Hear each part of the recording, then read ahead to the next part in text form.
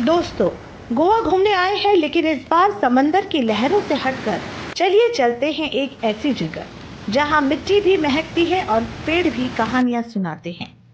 हम पहुंचे हैं गोवा सहकारी स्पाइस गार्डन, एक ऐसा बाग जहां मसालों की खुशबू और परंपरा का संगम है।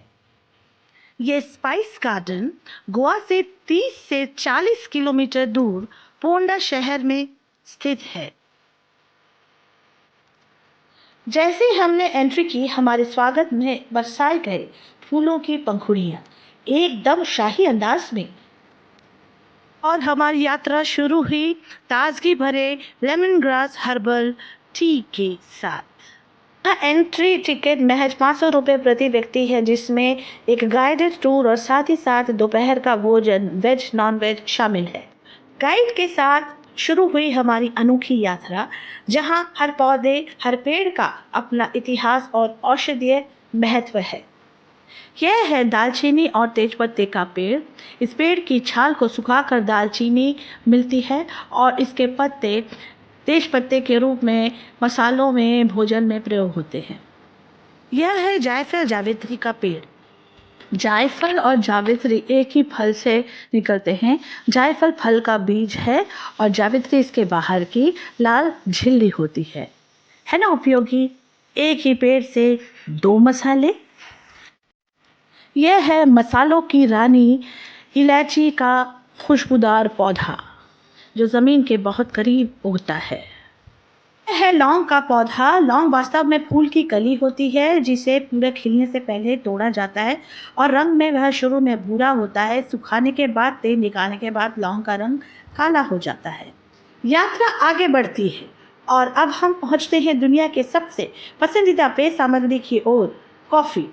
यह देखिए कॉफी का पौधा, छोटे छोटे लाल फल जिन्हें कॉफी चेरी कहा जाता है। हर चेरी के अंदर छिपे होते हैं दो बीज, जिन्हें सुखाकर और भूनकर मिलती है वह शानदार कॉफी खुशबू, जो सुबह की ताजगी में जान भर देती है। यहाँ एक और अनमोल पौधा है, वनीला। वनीला एक बेल होती है जो सहारे के साथ बढ़ती है। इसके हरे रंग के लंबे फल, जिन्हें वनीला बीन्स कहा जाता है, को महीनों तक सुखा कर तैयार किया जाता है। इसी वनीला बीन से निकलती है वो मीठी सुगंध, जो आइसक्रीम, केक और मिठाइयों में मिठास और जादू घोलती है। में रखनी है 1 मंथ के लिए। 1 मंथ के बाद पूरी शुगर वनीला शुगर बनती है। बाद में आप किसी भी डिश में शुगर डाल सकते हो। तो इनके ऐसे 30 to 40,000 स्टिक से एक लिक्विड निकलती है। यह है कोको का पेड़।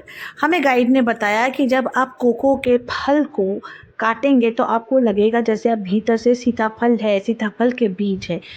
बीज के चारों तरफ लगे सफ़ेद भाग को कोको बटर के रूप में प्रयोग किया जाता है और उसके बीज को सुखाकर ही बाद में ग्राइंड कर कर कोको पाउडर बनता है।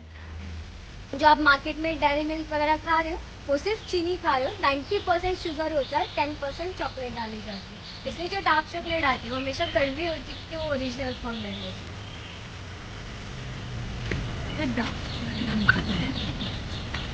स्पाइस गार्डन में केवल मसाले ही नहीं बल्कि कुछ रेयर औषधियों के पौधे भी हैं। यह है नौनी का पौधा, आयुर्वेद का चमत्कारी उपहार। और ये रहा कोकम, गोवा का खट्टा खजाना, जिससे बनते हैं स्वादिष्ट शरबत और करी।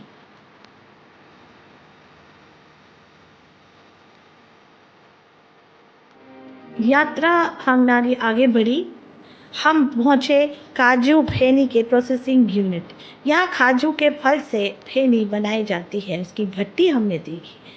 हमें गाइड ने इस बारे में भी बताया कि कैसे काजू के रस को मसल कर, उसे डिस्टिल कर, फर्मेंट कर उसकी फेनी बनाई जाती है।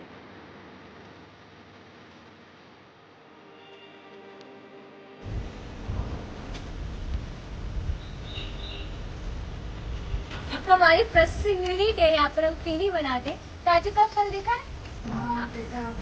यस। तो पुराने जमाने में काजू के फल, काजू को नहीं है, सिर्फ फल पात को यहाँ पर पूरा नीचे से जमीन पर इकट्ठा करते थे और पैरों से चलकर जूस निकालते थे, जैसा वाइन वगैरह बनाते हैं। लेकिन अभी मशीन से आ चुकी है। अब इस मशीन से हम जूस निकालते हैं और बाद में जूस बैरल में रखा जाता है सड़ाने के लिए। का 1 डिग्री 7-8 डिग्री नीचे देख सकते हो, बैरल में हमने रखा है। बाद में सड़ने के बाद फर्मेंटेशन के बाद ये बढ़ती है या फिर उबालते हैं। उबालने के बाद जो पहले जो धार मिलते हैं उसे कहते हैं हुर्रा, जिसमें 12% अल्कोहल होता है। और इस टूर के आखिर में हमारी थकान मिटाने के लिए हम पर पानी में मिश्रित सिट्रोनेला ऑयल का छिड़काव किया गया।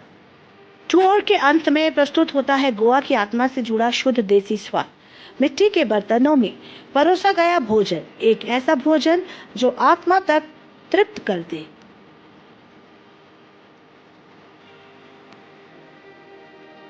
तो दोस्तों, अगर आप गोवा आए तो ट्रॉपिकल स्पाइस प्लांटेशन की सैर जरूर करें।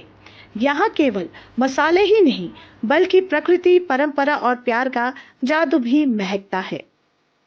मिलते हैं अगले सफर में, तब तक के लिए यात्रा करते रहिए, जीवन को महसूस करते रहिए, जनता जनार्दन के साथ।